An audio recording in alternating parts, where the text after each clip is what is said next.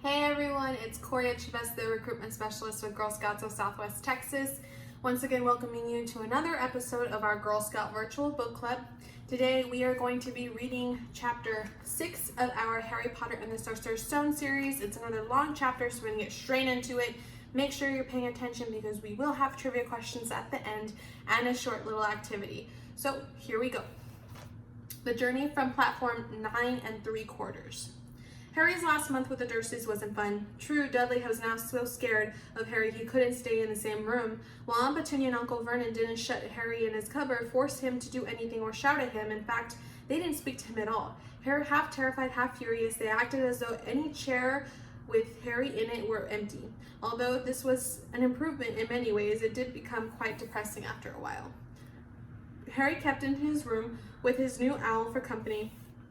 He had decided to call her Hedwig, a name he had found in a history of magic. His school books were very interesting. He lay on his bed reading late into the night, Hedwig swooping in and out of the open window as she pleased. It was lucky that Aunt Petunia didn't come in to vacuum anymore because Hedwig kept bringing back dead mice. Every night before he went to sleep, Harry ticked off another day on a piece of paper he had pinned to the wall, counting down to September the 1st. On the last day of August, he thought he'd better speak to his uncle and an uncle about getting to King's Cross Station the next day. So he went down to the living room where they were watching a quiz show on television. He cleared his throat to let them know that he was there, and Dudley screamed and ran from the room. Uncle Vernon grunted to show he was listening. I need to be at King's Cross tomorrow to go to Hogwarts. Uncle Vernon grunted again. Would it be all right if you gave me a lift? Grunt. Harry supposed that meant yes. Thank you. He was about to go back upstairs when Uncle Vernon actually spoke. Funny way to get wizards to school, the train. Magic carpets all got punctures, have they? Harry didn't say anything. Where is this school anyway? I don't know, said Harry, realizing this for the first time. He pulled the ticket Hagrid had given him out of his pocket. I just take the train from platform 9 3/4 at 11 o'clock, he read. His aunt and uncle stared. Platform what? 9 3/4. Don't talk rubbish, said Uncle Vernon. There's no platform 9 3/4. It's on my ticket. Barking, said Uncle Vernon. Howling mad with the lot of them. You'll see. You just wait. All right, we'll take you to King's Cross. We're going up to London tomorrow anyway, or I wouldn't bother. Why are you going to London? Harry asked, trying to keep things friendly. Taking Dudley to the hospital, growled Uncle Vernon. Gotta have that ruddy tail removed before he goes to Smeltings. Harry woke at 5 o'clock the next morning and was too excited and nervous to go back to sleep. He got pulled up and pulled on his jeans because he didn't want to walk into the station in his wizard's robes. He changed on the train. He checked his Hogwarts list yet again to make sure he had everything he needed. He saw that Hedwig was shut safely in her cage and then paced the room, waiting for the Dursleys to get up. 2 hours later, Harry's huge, heavy trunk had been loaded into the Dursleys' car. Aunt Petunia had talked Dudley into sitting next to Harry, and they set off. They reached King's Cross Station at 10:30. Uncle Vernon dumped Harry's trunk onto a cart and wheeled it into the station for him. Harry thought this was strangely kind of Uncle Vernon. Stopped dead, facing the platforms with a nasty grin on his face. Well, there you are, boy. Platform 9, platform 10. Your platform should be somewhere in the middle, but they don't seem to have built it yet, do they? He was quite right, of course. There was a big plastic number 9 over the one platform and a big plastic 10 over the other one next to it, and in the middle, nothing at all. Have a good term, said Uncle Vernon with an even nastier smile. He left without another word. Harry turned and saw his Dursleys drive away. All three of them were laughing. Harry's mouth went rather dry. What on earth was he going to do? He was starting to attract a lot of funny looks because of Hedwig. He'd have to ask someone. He stopped a passing guard but didn't dare mention platform 9 3/4. The guard had never heard of Hogwarts, and when Harry couldn't even tell him what part of the country it was in, he started to get annoyed, and as though Harry was being stupid on purpose. Getting desperate, Harry asked for the train that left at 11 o'clock, but the guard said that there wasn't one. In the end, the guard strode away, muttering about time wasters, and Harry was now trying hard not to panic. According to the large clock over the arrivals board, he had 10 minutes left to get on the train to Hogwarts, and he had no idea how to do it. He was stranded in the middle of the station with a trunk he could hardly lift and a pocket full of wizard money and a large owl. Hagrid must have forgotten to tell him something you had to do, like tapping on the third brick to the left to get into Diagon Alley. He wondered if he should get out his wand and start tapping the tickets inspector's strand between platforms 9 and 10. At that moment, a group of people passed just behind him, and he caught a few words that they were saying. Packed with muggles, of course. Harry swung around. The speaker was a plump woman who was talking to 4 boys, all with flaming red hair, each of them pushing a trunk like Harry's in front of them, and they had an owl. Hard stammering, Harry pushed his cart forward, and they stopped. They stopped, and so did he, just near enough to hear what they were saying. Now, what's the platform number? Said the boy's mother. 9 3/4, piped a small girl with a redheaded who was holding her hand. Mom, can I go? You're not old enough, Ginny. Now be quiet. All right, Percy, you go first. What looked like the oldest boy marched toward the platforms 9 and 10. Harry watched carefully not to blink in case he missed it. But the boy, as he reached the dividing barrier between 2 platforms, a large crowd of tourists came swarming in front of him, and by the time the last backpack had cleared away, the boy had vanished. Fred, you next, the plump woman said. I'm not Fred, I'm George, said the boy. Honestly, woman, you call yourself our mother. Can't you tell I'm George? Oh, sorry, George, dear. Only joking. I am Fred, said the boy, and off he went. His twin called after him to hurry up, and he must have done so, because a second later he had gone. But how had he done it? Now the 3rd brother was walking briskly toward the barrier. He was almost there, and then, quite suddenly, he wasn't anywhere. There was nothing else for it. Excuse me, said Harry to the plump woman. Hello, dear, she said. First time at Hogwarts. Ron's new, too. She pointed at the last of the youngest of her sons. He was tall, thin, gangly, with freckles, and big hands and big feet, and a long nose. Yes, said Harry. The thing is, I don't know how to get onto the platform, she said kindly, and Harry nodded. Not to worry. All you have to do is walk straight at the barrier between platforms 9 and 10. Don't stop and don't be scared. You'll crash into it. That's very important. Best to do it at a bit of a run if you're nervous. Go on now. Go on before Ron. Okay, said Harry. He pushed his trolley around and stared at the barrier. He looked very solid. He started to walk toward it. People jostled him on their way to platforms 9 and 10. Harry walked more quickly. He was going to smash right into the barrier, then he'd be in trouble. Leaning forward in his car, he broke into a heavy run. The barrier was coming nearer and nearer, and he wouldn't be able to stop. The cart was out of control. He was a foot away. He closed his eyes, ready for the crash, yet it didn't come. He kept on running. He opened his eyes. A scarlet steam engine was waiting next to the platform, packed with people. A sign overhead said Hogwarts Express, 11 o'clock. Harry looked behind him and saw a wrought iron archway where the barrier had been, with the words platform 9 3/4 on it. He had done it. Smoke from the engine drifted over the heads of the chattering crowd, while cats of every color wound here and there between their legs. Owls hooted to one another in a disgruntled sort of way over the babbling and scraping of heavy trunks. The first few carriages were already packed with students, some hanging out on the windows to talk to their families, some fighting over seats. Harry pushed his car off down the platform in search of an empty seat. He passed a round-faced boy who was saying, Run, I've lost my toad again. Oh, Neville. He heard the old woman sigh. A boy with dreadlocks was surrounded by a small crowd. Give us a look, Lee, go on.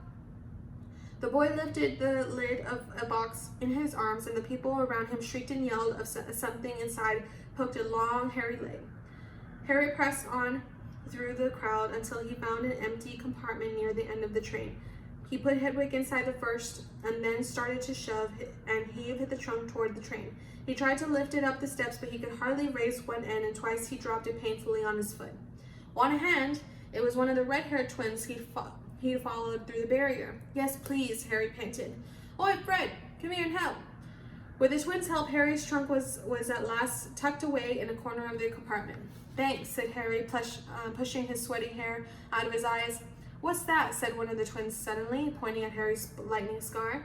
Blimey, said the other twin. Are you? He is, said the first twin. Aren't you? He added to Harry.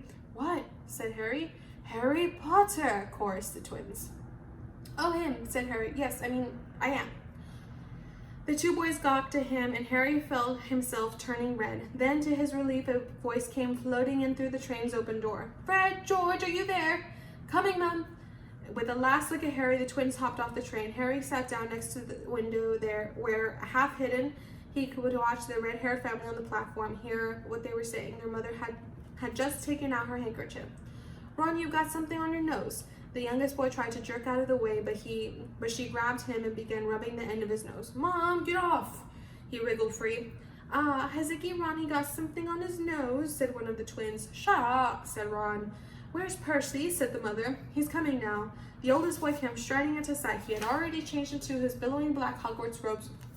Harry noticed a shiny red and gold badge on his chest with the letter P on it. "Can't stay long, Mother. I'm up front with the prefects. Have got 2 compartments to themselves." "Oh, are you a prefect, Percy?" said one of the twins with an air of great surprise. "You should have said something. We had no idea." "Hang on, I think I remember him saying something about it," said the other twin. "Once, or twice, or a minute, all summer." "Oh, shut up," said Percy the prefect. "How come Percy gets new robes anyway?" said one of the twins. "Because he's the prefect," their mother said fondly. "All right, dear, well, have a good term and send me an owl when you get there." She kissed Percy on the cheek and he left. Then she turned to the twins. "Now you two. This year you behave yourselves. If I get one more owl telling me you've blown up another toilet or..." "Blown up a toilet? We've never blown up a toilet." "Great idea, though. Thanks, Mom." "It's not funny. And look after Ron. Don't worry, Ickle Ronnikins is safe with us." "Shut up," said Ron again. He was almost as tall as the twins already, and his nose was still pink where his mother had rubbed it. "Hey, Mom, guess what? Guess who we just met on the train?" Harry leaned back quickly so that they couldn't see him looking. "You know that black-haired boy who was nearest at the station? You know who he is?" "Who?" "Harry Potter." "You've already seen..." "Oh, Mom, can I go on the train to see him, Mom? Oh, please." "You've already seen him, Ginny, and the poor boy isn't something you goggle out of the zoo. Is he really, Fred?" "How do you know?" "Asked him. Saw a scar. It's really there, like lightning." "Poor dear, no wonder he was alone," I wondered. "He was ever so polite when he asked how to get on the platform." "Never mind that. Do you think he remembers you? Well, you know who it looks like." Their mother suddenly became very stern. "I forbid you to ask him, Fred. No, don't you dare, as though he needs reminding of that on his first day of school." All right, keep your hair on." A whistle sounded. "Hurry up," their mother said, and the 3 boys clambered onto the train and they leaned out the window for her to kiss them goodbye, and their younger sister began to cry. "Don't, Ginny. We'll send you Love's vowels. We'll send you a Hogwarts toilet seat." "George!" "Only joking, Mom." The train began to move and Harry saw the boys' mother waving and their sister half laughing, half crying, running to keep them up with them and the train until it gathered too much speed and then she fell back and waved. Harry watched the girl and the mother disappear and the train rounded the corner. Houses flashed past the window. Harry felt a great leap of excitement. He didn't know what he was going to do, but it had to be better than what he was leaving behind. The door of the compartment slid open and the youngest red-headed boy came in. "Anyone sitting here?" he asked, pointing to the seat opposite Harry. "Everywhere else is full." Harry shook his head and the boy sat down. He glanced at Harry and then looked quickly out of the window, pretending he hadn't looked. Harry saw that he still had a black mark on his nose. "Hey, Ron." The twins were back. "Listen, we're going down in the middle of the train. Lee Jordan's got a giant tarantula down there." "Right," mumbled Ron. "Harry," said the other twin, "did we introduce ourselves? Fred and George Weasley, and this is Ron, our brother. See you later then." "Bye," said Harry and Ron. The twins slid to the compartment door shut behind them. "Are you really Harry Potter?" Ron blurted out. Harry nodded. "Oh, well, I thought it might be one of Fred and George's jokes," said Ron. "And have you really got, He pointed at Harry's forehead. Harry pulled back his bangs to show the lightning scar. Ron stared. "So that's where you know who?" "Yes," said Harry, "but I can't remember it." "Nothing?" said Ron eagerly. "Well, I remember a lot of green light, but nothing else." "Wow!" said Ron. He sat and stared at Harry for a few moments, and then, as though he had suddenly realized what he was doing, he looked quickly out of the window again. "Are all your families wizards?" asked Harry, who found Ron as interesting as Ron found him. Yes, I think so. I think Mom's got a second cousin who's an accountant, but we never talk about him." The Weasleys were clearly one of those old wizarding families the pale boy in Diagon Alley was talking about. "I heard you went to live with Muggles," said Ron. "What are they like?" "Horrible. Well, not all of them. My aunt and uncle and cousin are, though. I wish I'd have 3 wizard brothers." "5, said Ron. For some reason he was looking gloomy. "I'm the 6th in our family to go to Hogwarts. You see, I've got a lot to live up to. Bill and Charlie already left. Bill was head boy and Charlie was captain of Quidditch. Now Percy's a prefect. Fred and George mess around a lot, but they still get really good marks, and everyone thinks they're really, really funny. Everyone expects me to do as well as the others, but if I do, it's no big deal because they did it first. You never get anything new either. With 5 brothers, I've got Bill's old robes, Charlie's old wand, and Percy's old rat. Ron reached inside his jacket and pulled out a fat gray rat, which was asleep. His name is Scabbers. He's useless. He hardly ever wakes up. Percy got an owl from my dad for being a prefect, but they couldn't afford, I got Scabbers instead. Ron's ears went pink. He seemed to think that he had said too much because he went on staring out of the window. Harry didn't think there was anything wrong about not being able to afford an owl. After all, he'd never had any money in his life until a month ago, and he told Ron so, all about having to wear Dudley's old clothes and never getting a proper birthday present. This seemed to cheer Ron up. And until Hagrid told me, I didn't know anything about being a wizard or about my parents or Voldemort. Ron gasped. What? Said Harry. You said you know whose name? Said Ron, sounding both shocked and impressed. I'd have thought you of all ball people. I'm not trying to be brave or anything saying this name, said Harry. I just never knew you shouldn't. See what I mean? I've got loads to learn, I bet. He added, voicing for the first time something that had been worrying him a lot lately. I bet I'll be the worst in class. You won't be. There's loads of people who come from Muggle families and they learn quick enough. While they had been talking, the train had carried them out of London and they were speeding past fields of cows and sheep. They were quiet for a time, watching the fields and lanes flick past. Around 12:30, there was a great clattering outside the corridor and a smiling, dimpled woman slid back their door and said, "Anything off the cot, dears?" Harry, who hadn't had any breakfast, leapt to his feet, but Ron's ears went pink and he muttered that he thought he had bought us sandwiches. Harry went into the corridor. He had never had any money for candy with the Dursleys, and now that he had pockets rattling with gold and silver, he was ready to buy as many Mars bars as he could carry. But the woman didn't have Mars bars. What she did have was Birdie's box, every cup flavored beans, Drooble's best blowing gum, chocolate frogs, pumpkin pasties, cauldron cakes, licorice wands, and a number of other strange things Harry had never seen in his life. Not wanting to miss anything, he got some of everything and paid the woman's 11 silver sickles and 7 bronze nuts. Ron stared at Harry as Harry brought it all back into the compartment and tipped it into an empty seat. Hungry, are you? Starving, said Harry, taking a large bite of a pumpkin pasty. Ron had taken out a lumpy package and unwrapped it. There were 4 sandwiches inside. He pulled one of them apart and said, "She always forgets I don't like corned beef." "Swap for one of these," said Harry, holding up a pasty. "Go on." "You don't want this. It's all dry," said Harry. "She hasn't got much time," he said quickly. "You know, with 5 of us." "Go on, have a pasty," said Harry, who had never had anything to share before, or indeed anyone to share with. It was a nice feeling sitting there with Ron, eating their way through all Harry's pasties, cakes, and candies. The sandwiches lay there forgotten. "What are these?" Harry asked Ron, holding up a pack of chocolate frogs. They're really frogs. They're not really frogs, are they?" He was starting to feel that nothing would surprise him. "No," said Ron, "but see what the card is. I'm missing Agrippa." "What?" "Oh, of course you don't know. Chocolate frogs have cards inside them, you know, to collect famous witches or wizards. I've got about 500, but I haven't got Agrippa or Ptolemy."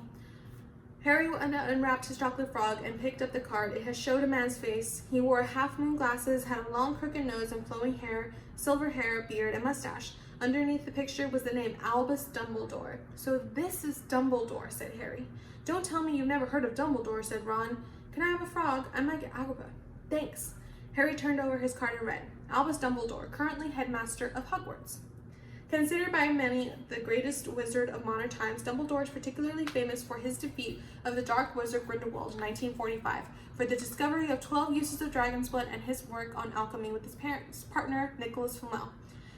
Professor Dumbledore enjoys chamber music and 10-pin bowling. Harry turned the card over and saw, to his astonishment, that Dumbledore's face had disappeared. "He's gone." "Well, you can't expect him to hang around all day," said Ron. "He'll be back. No, I've got Morgana again. I've got about 6 of her. Do you want it? You can start collecting." Ron's eyes strayed upon the pile of chocolate frogs waiting to be unwrapped. "Help yourself," said Harry, but in the Muggle world, people just stay put in photos." "Do they? What?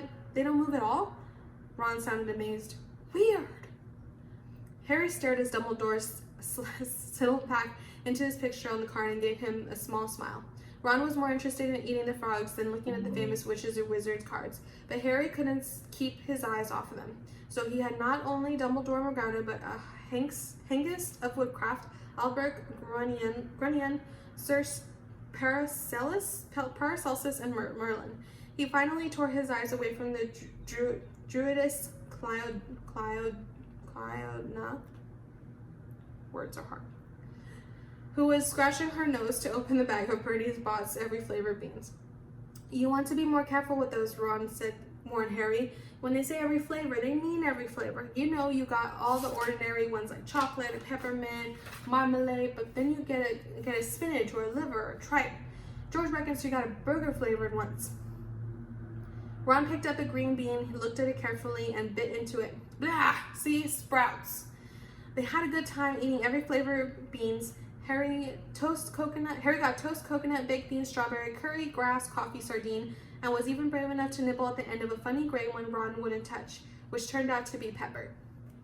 The countryside was now flying past the window and becoming wilder. The neat fields had gone, and there were woods, twisting rivers, and dark green hills. There was a knock at the door in their compartment, and a round-faced boy Harry had passed on the platform 9 3/4 came in. He looked tearful. Sorry, he said, but have you seen a toad at all? When they shook their heads, he wailed, I've lost him. He keeps getting away from me. He'll turn up, said Harry. Yes, said the boy miserably. Well, if you see him. He left. Don't know why he's so bothered. If I brought a toad, I'd lose it as quick as I could. Mind you, I brought Scabbers, so I can't talk. The rat was still snoozing on Ron's lap. He might have died, and you wouldn't know the difference, Ron said in disgust. I tried to turn him yellow yesterday to make him look more interesting, but the spell didn't work. I'll show you. Look. He rummaged around in his trunk and pulled out a very battered-looking wand, and it was chipped in places, and something white was glinting at the end. Unicorns nearly poking out.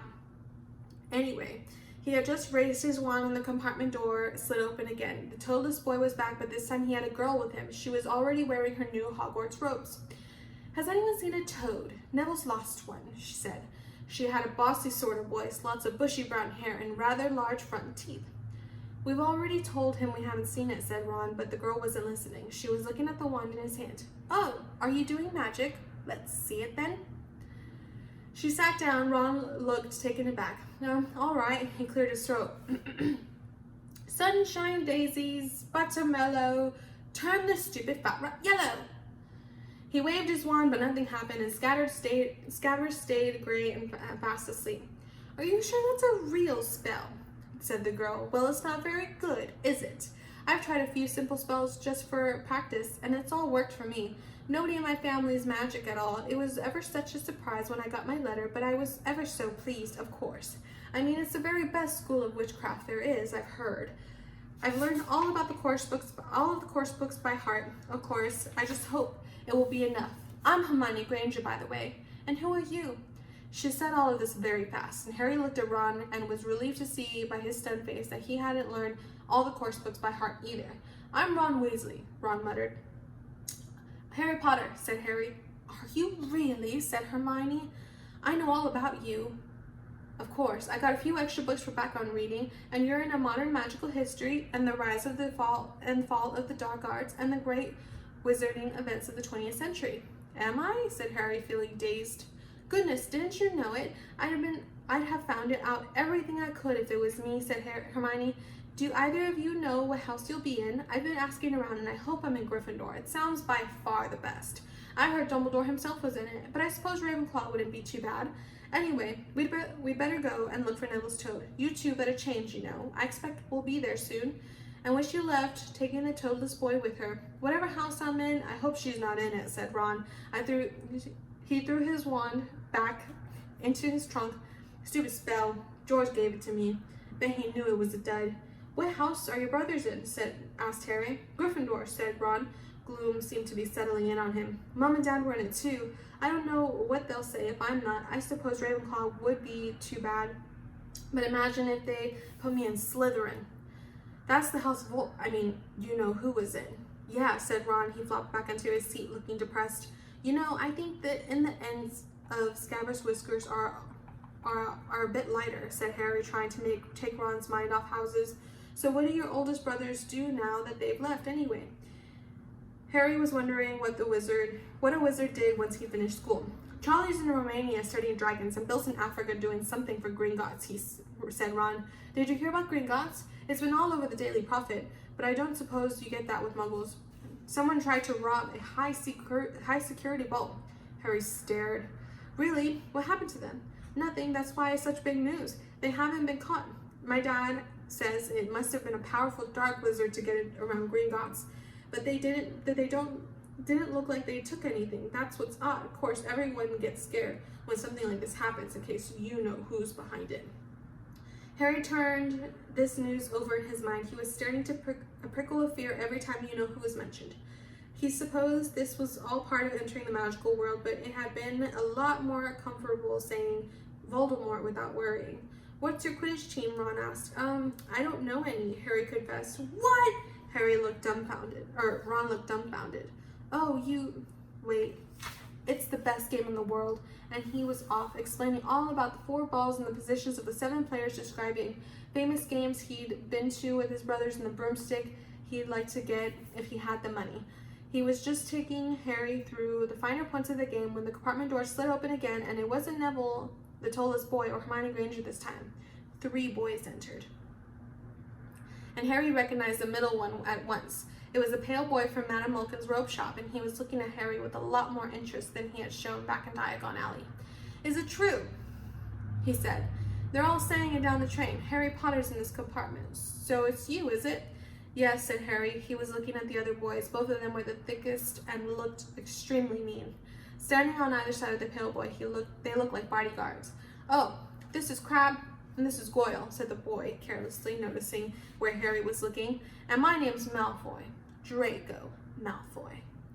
Ron gave a slight cough, which might have been hiding a snigger. Draco Malfoy looked at him. Think my name's funny, do you? No need to ask who you are. My father told me all about the Weasleys. Red hair, freckles, more children than they can afford. He turned it back to Harry. You'll soon find some wizarding families are much better than others, Potter. You don't want to go making friends with the wrong sorts. I can help you there. He held out his hand to shake Harry's, but Harry didn't take it. I think I could tell the wrong sort for myself, thanks, he said coolly. Draco Malfoy didn't go red, but a pink tinge appeared on his pale cheeks. I'd be careful if I were you, Potter, he said slowly. Unless you're a bit politer, you'll go the same way as your parents. They didn't know what was good for them either. You hang around with riffraff like the Weasleys and Hagrid, and it'll rub off on you. Both Harry and Ron stood up. Say that again, Ron said with his face as red as his hair. Oh, you're going to fight us, are you? Malfoy sneered. Unless you get out now, said Harry more bravely than he felt, because Crabbe and Goyle were a lot bigger than him and Ron. But we don't feel like leaving, do we, boys? We've eaten all our food, and you still seem to have some. Goyle reached toward the chocolate frogs next to Ron. Ron leapt forward, but before he so much as touched Goyle, Goyle let out a horrible yell. Scabbers the rat was hanging off of his fingertip, sharp little teeth sunk deep into Goyle's knuckle. Crabbe and Malfoy backed away, and Goyle swung Scabbers around and around, howling. When Scabbers finally flew off and hit the window, all 3 of them disappeared at once. Perhaps they thought there were more rats lurking around among the sweets, or perhaps they'd heard footsteps, because a second later Hermione Granger came in. What has been going on? She said, looking at all the sweets all over the floor, and Ron picking up Scabbers by his tail. I think he's been knocked out, Ron said to Harry. He looked closer at Scabbers. No, I don't believe it. He's gone back to sleep. And so he had. You've met Malfoy before? Harry explained about their meeting in Diagon Alley. I've heard of his family, said Ron darkly. They were some of the first who came back to our side after you-know-who disappeared. Said they'd been bewitched. My dad doesn't believe it. He said Malfoy's father didn't need an excuse to go over to the dark side. He turned to Hermione. Can we help you with something? You better hurry up and put your robes on. I've just been up to the front and asked the conductor, and he says that we're nearly there. You haven't been fighting, have you? You'll be in trouble before we even get there.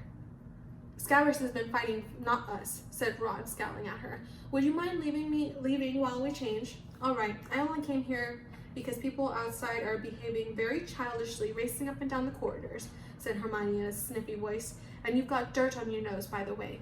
Did you know? Ron glared at her as she left. Harry peered out the window. It was getting dark. He could see mountains and forests under a deep purple sky. The train did seem to be slowing down. He and Ron took off their jackets and pulled on their long black robes. Ron's were a bit short for him. You could see his sneakers underneath them. The voice echoed through the train. "We will be reaching Hogwarts in 5 minutes' time. Please leave your luggage on the train. It will be taken to the school separately." Harry's stomach lurched with nerves, and Ron, he saw, looked pale under his freckles. They crammed their pockets with the last of the sweets and joined the crowd thronging the corridor. The train slowed right down and finally stopped. People rushed their way toward the door and out into the tiny dark platform. Harry shivered into the cold night air, and then a lamp came bobbing over the heads of the students, and Harry heard a familiar voice. First years over here. All right there, Harry." Hagrid's big hairy face beamed over the sea of heads. "Come on, follow me. Any more first years? My step now. First years, follow me." Slipping and stumbling, they followed Hagrid down what seemed to be a steep, narrow path, and it was dark on either side of them that Harry thought there must be thick trees there. Nobody spoke much. Neville, the boy who kept losing his toad, sniffed once or twice. "You'll get your first sight of Hogwarts in a sec," Hagrid said over his shoulder, "just around the bend there." There was a loud ooh. The narrow path had opened suddenly into the edge of the great black lake. Perched atop a high mountain on the other side of its windows were sparkling in the starry sky was a vast castle with many turrets and towers. No more than 4 to a boat," Hagrid called, pointing at the fleet of little boats sitting at the water by the shore. Harry and Ron were followed into their boat by Neville and Hermione. "Everyone in!" shouted Hagrid, which had a boat to himself. Right then, "Forward!" And then the fleet of little boats moved all at once, gliding across the lake, which was as smooth as glass. Everyone was silent, staring up at the great castle overhead. It towered over them as they sailed nearer and nearer to the cliff on which it stood. "Heads down!" yelled Hagrid. As the first boats reached the cliff, they had all bent their heads, and their little boats carried them through a curtain of ivy that hid a wide opening in the cliff face.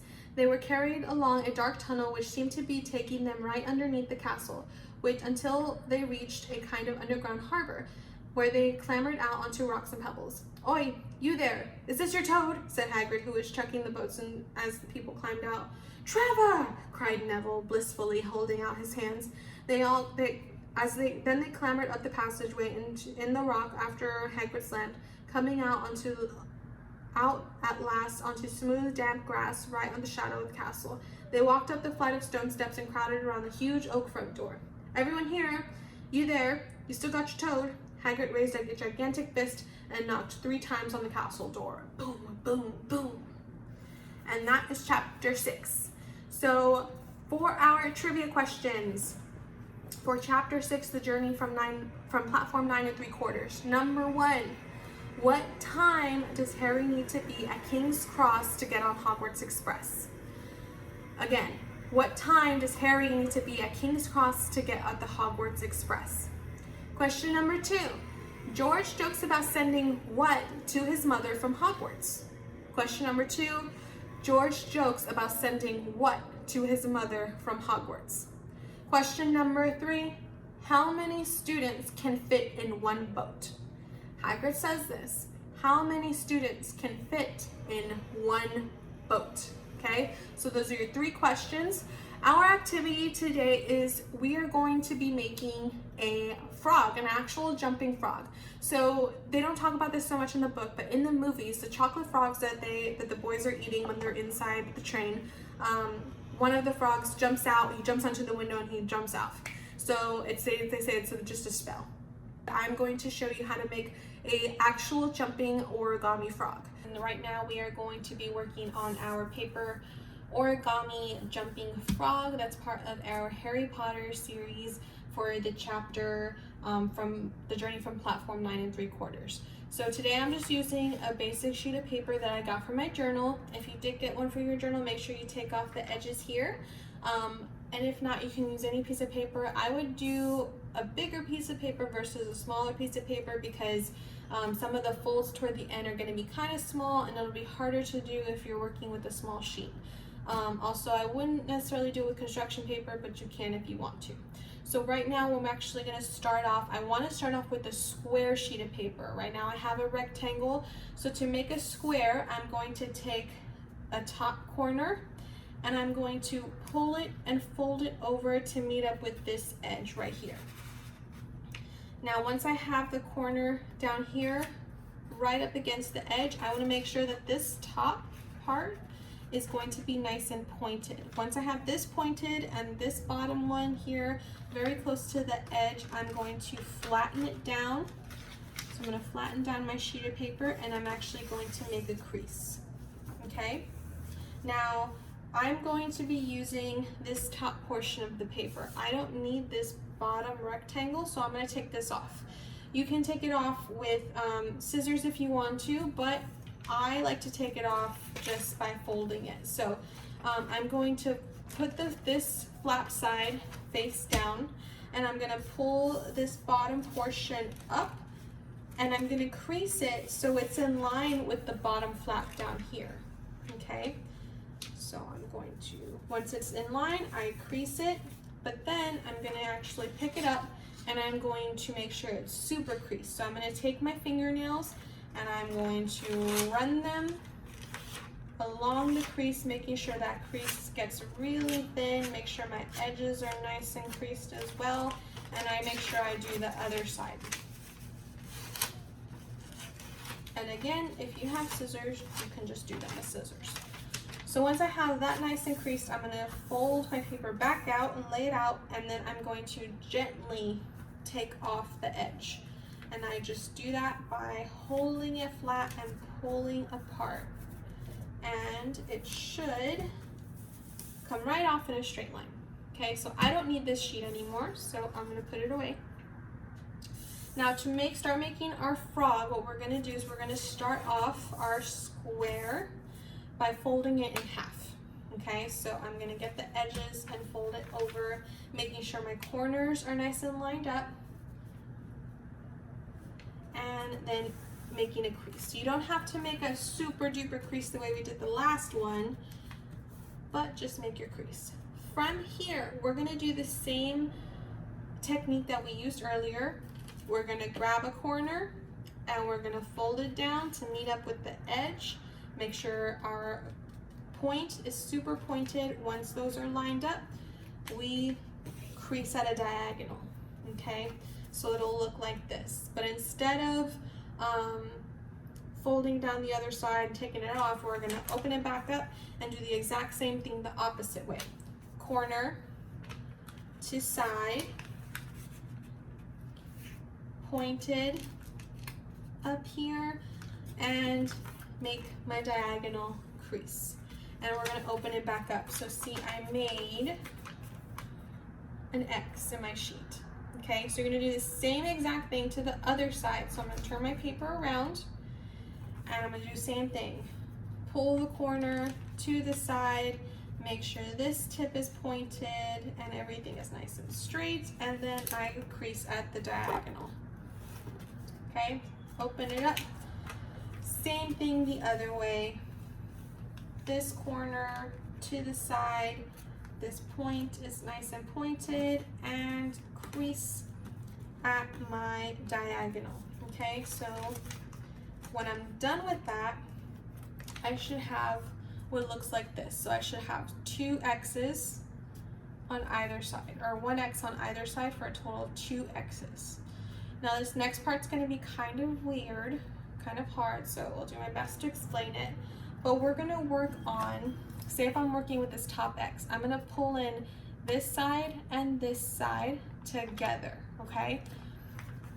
So I'm pulling in the center of each side together and down, and this flap that ends up at the top here, you should, because of the creases you made earlier, you should be able to just flatten it into a triangle. So it'll look like this. So you almost made like a little folder accordion. Okay? So I'm gonna do the same thing to the other side. Make sure that you're working on the same side that you're working on here. Okay? So pulling these sides in together and down, and flattening out the top section to make another accordion style triangles. So you should have 2 accordion style triangles on the same side. Okay, now working on this same side, you'll notice that because you made these accordion style triangles, you have flaps, right? These are the flaps you're going to be working with. So I'm going to pull the corner of one flap up to meet the very tip up here. And then I'm going to make a crease. Same thing on the other side, this corner, this flap, up here. And make my crease. So it should end up looking like this. Okay, now this is where it's going to get kind of weird. I like to put my thumb right at the bottom down here in the middle, and then I'm going to take one flap at a time. So I'm going to take this little flap and I'm going to make sure that the edge of this flap is going to meet up with the very edge of this crease down here. So it's a smaller fold, edge to crease, and fold down. Same thing on this side. This edge of the flap down to this crease line. So it'll look like that. So you're going to do the same exact thing on the other end of your piece. So I'm going to turn it, and then I'm going to start working with these edges. So corner to corner, corner to corner.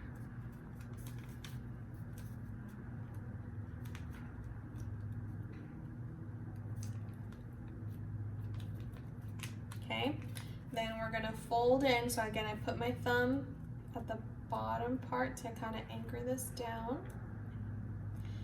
Now I'm taking edge to crease.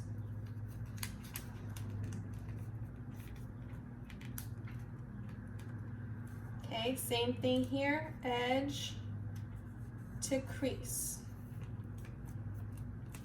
Okay, so this is the bottom portion of our frog, or should I say the underside of our frog. This is the legs and the arms. Okay, so now we're going to flip it over and we're going to work on building the actual body of the frog. So we're going to be working on here. You can choose either side. I'm going to make this side the top where the head is, and I'm going to make this side the bottom. Okay, so I'm going to take this corner, I'm going to fold it up to meet the very middle of our square here. And I'm going to make a crease. So it should look like that.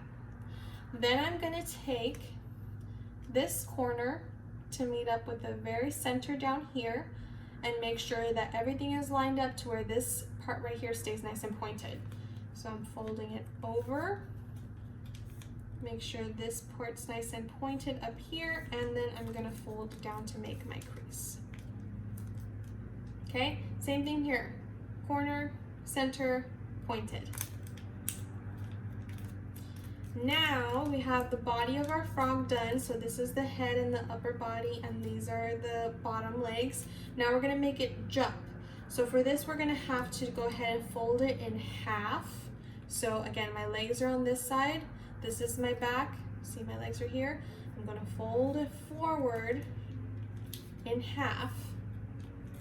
Make sure you try and fold it evenly, and make sure you get your creases nice and tight. Okay, so now this part is what's going to be kind of tricky, so I need you to make sure you're paying attention. So see how I've had it folded in half? This is the back, these are where the legs are. I'm going to take this part where the bottom is, and I'm going to fold this part up and back. So I need to leave this crease here, but I'm going to take this portion and I'm going to fold it once more. Nice and tight, so I will then create a little spring. So it's kind of like a zigzag, so kind of like the lightning bolt on Harry's head. I'm gonna go this way, and this way. Should make a spring. So when you're gonna make it jump, because now we're done, all you have to do is take your finger on this part, the very top part of the spring, you fold it down, and when you let go, it'll jump forward by itself. So, woo! So again, I have it here. I put my finger at the very top part of the spring, bring it down, and it jumps. So that is how to make an origami frog. You can decorate it however you want to. You can make it brown like the chocolate frogs that are in Harry Potter. You can make it any color you want. You can put little rhinestones on it. And I hope you guys have enjoyed this. Thank you for having another episode with us, and I look forward to seeing you guys on another episode. You guys are great, and keep up the good work. Bye, guys.